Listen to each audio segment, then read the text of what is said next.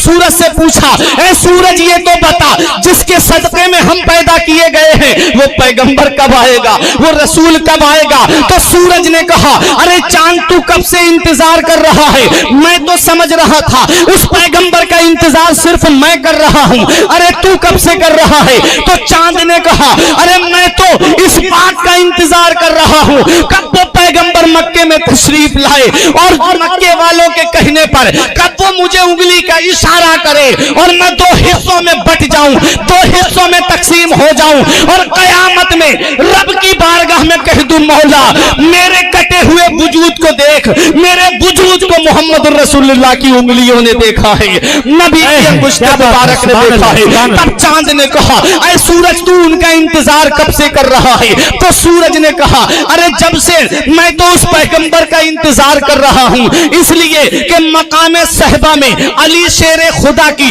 जब असर की नमाज कज़ा हो जाए तो वो पैगंबर उंगली का इशारा कर दे तो मैं डूब चुका हूं तो वापस निकल करके आ जाऊं, ताकि कयामत में कह दूं कि मौला मेरे वजूद को देख, मुझे मोहम्मद रसूलुल्लाह की अंगुष्ठे मुबारक ने देखा है। मेरा इमाम पुकार के कहता है, सूरज उल्टे पांव पलटे, चांद इशारे से हो चाक।